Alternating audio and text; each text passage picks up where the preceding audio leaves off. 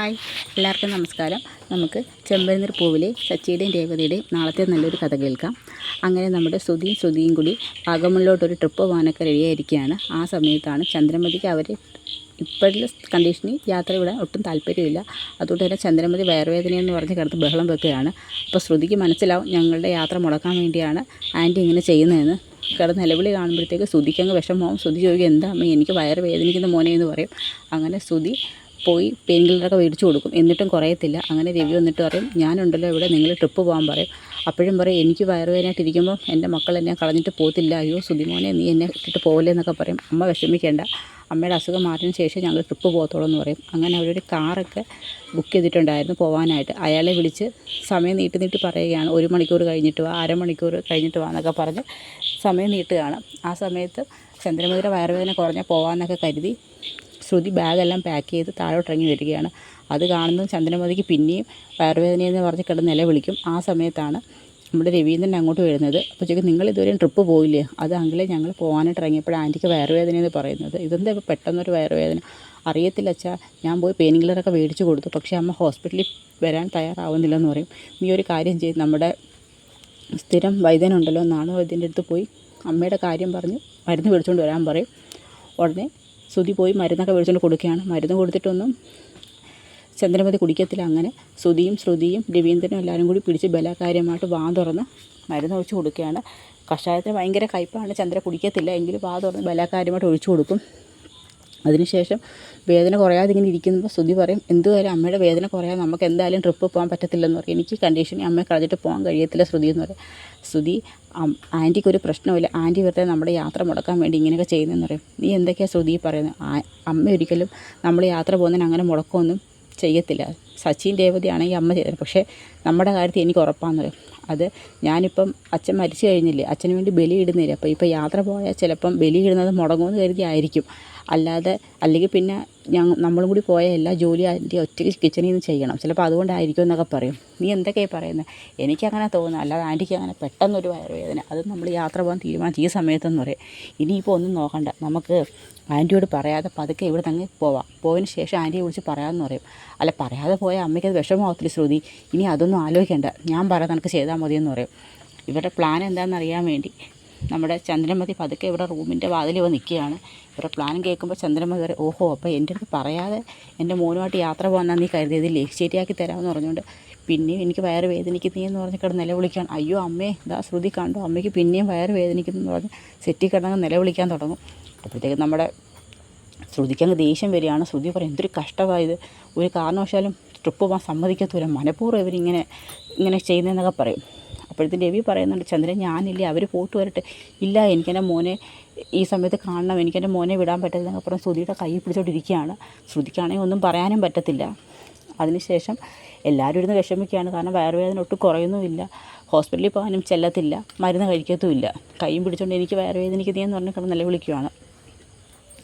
അതിനുശേഷം കാറ് ഓടുന്ന taxi driver സുഗുണനെ വിളിച്ച് പറയും, പിന്നെ 1 മണിക്കൂർ കഴിയട്ടെന്ന് പറയും. 1 മണിക്കൂർ കഴിഞ്ഞ് 2 മണിക്കൂർ കഴിഞ്ഞിട്ടും ഒരു പ്രയോജനമില്ല. അങ്ങനെ അയാൾ കാറിൻ്റെ ഡ്യൂ അടയ്ക്കാമല്ലോ എന്ന് കരുതിയ ഒരു ലോങ് യാത്ര, 2-3 ദിവസത്തേക്ക് ഒരു വാഗമൺ ട്രിപ്പ് എന്ന് പറയുമ്പോഴത്തേക്ക് നല്ലൊരു തുക കിട്ടുമല്ലോ എന്ന് കരുതി അയാൾ മറ്റു ഓട്ടോ എല്ലാം ട്രിപ്പെല്ലാം ക്യാൻസലും ചെയ്യുന്നത്.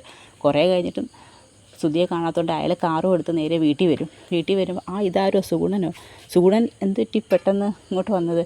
ഞാൻ രാവിലെ തൊട്ട് ഇത്രയും സമയം വരെ നിങ്ങൾ വിളിക്കുമെന്ന് കരുതി കാത്തിരുന്നത്, എത്ര മണിക്കൂറായി, എനിക്ക് എത്ര ട്രിപ്പ് വന്ന് എല്ലാം ഞാൻ ക്യാൻസൽ ചെയ്ത്, എനിക്ക് ഇതിനുള്ള നഷ്ടപരിഹാരം തന്നേ പറ്റത്തുള്ളൂ എന്ന് പറയും. അതിന് ഞങ്ങൾ ഓട്ടോ ഒന്നും വിളിച്ചില്ലല്ലോ, പക്ഷേ നിങ്ങൾ കാരണം എനിക്ക് ഇന്നത്തെ ട്രിപ്പ് മൊത്തത്തിൽ മുടങ്ങി, അതുകൊണ്ട് എനിക്ക് അതിനുള്ള കോമ്പൻസേഷൻ കിട്ടണമെന്ന് പറയും. എന്ന് വെച്ചാൽ എനിക്ക് ഒരു 3000 രൂപ തന്നു. 3000 രൂപയാണ്?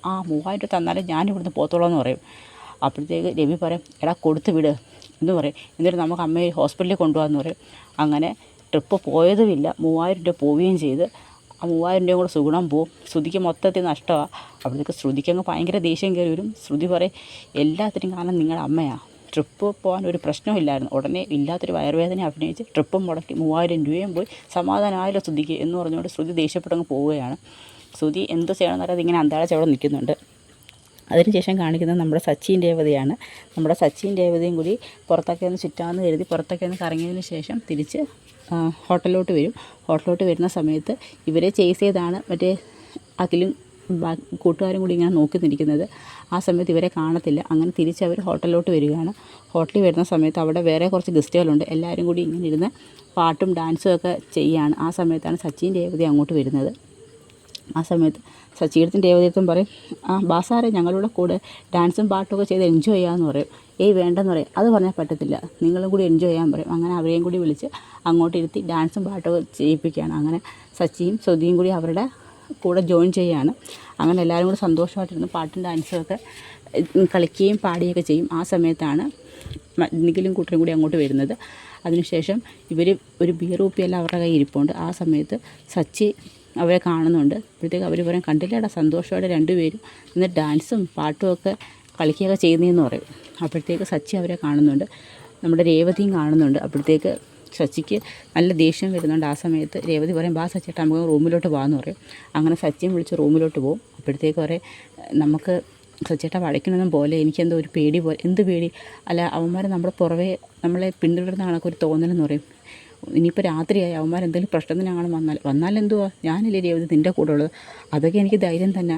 എന്നാലും എന്തോ ഒരു വല്ലാത്തൊരു അകാരമായ ഭയം തോന്നുന്നു. എന്തോ സംഭവിക്കാൻ പോകുന്ന പോലെ. ഒന്നും സംഭവിക്കത്തില്ല, നീ വെറുതെ അനാവശ്യമായ പേടിയെ കളയാൻ പറയും. അതെ, എന്നാലും നമുക്ക് നാളെ കഴിഞ്ഞ് ഇവിടുന്ന് പോകാൻ സച്ചിയേട്ടാ. ഞാൻ നേരത്തെ പറഞ്ഞു നമുക്ക് ഈ ഹോട്ടലിൽ നിന്ന് മാറി താമസിക്കാമെന്ന്. അപ്പോൾ സച്ചിയേട്ടനല്ലേ പറഞ്ഞാൽ വേണ്ടെന്ന്. അതിനൊരു കുഴപ്പം ഇപ്പോൾ സംഭവിച്ചില്ല. പക്ഷേ എന്തോ, നീ എന്തിനാ അവന്മാരെ ഇങ്ങനെ പേടിക്കുന്നത്? എനിക്ക് അവന്മാരെ പേടി, എനിക്ക് സച്ചിയേട്ടനെ പേടി. സച്ചിയേട്ടൻ്റെ ദേഷ്യവും എടുത്തുചാട്ടവും എനിക്ക് ഭയങ്കര പേടിയാണ്. അവന്മാരെ അടിച്ചതിൻ്റെ ദേഷ്യം അവന്മാർക്ക് എന്തായാലും കാണുമെന്ന് പറയും. പിന്നെ നമ്മൾ വണ്ടിയും കൂടെ വന്നപ്പോൾ നമ്മൾ ഓവർടേക്ക് ചെയ്ത് കിടന്ന് ബഹളം വെക്കുകയും നിൻ്റെ പേര് വിളിച്ച് കളിയാക്കുകയും ചെയ്തോട്ടല്ലേ ഞാൻ അവന്മാരെ അടിച്ചെന്ന് പറയും. അതേ സംഭവം ശരിയാണ്. പക്ഷേ അവന്മാരെ എനിക്കെന്തോ ഒരു പേടി പോലെന്ന് പറയും. നീ വെറുതെ അനാവശ്യമായ പേടിയെല്ലാം കളഞ്ഞിട്ട് കിടന്ന് ഉറങ്ങി രേവതി, നമുക്ക് എന്തായാലും നാളെ കഴിഞ്ഞ് ഇവിടുന്ന് പോകാമെന്ന് പറയും. അങ്ങനെ അവർ കിടന്നുറങ്ങുകയാണ്. അപ്പോൾ അവിടെ വരെയാണ് നമ്മുടെ നാളത്തെ കഥ അവസാനിക്കുന്നത്. അപ്പോൾ ഇതിൻ്റെ ബാക്കി കഥയുമായി നമുക്ക് നാളെ കാണാം. എല്ലാവർക്കും ഒരു ശുഭരാത്രി നേരുന്നു. നന്ദി.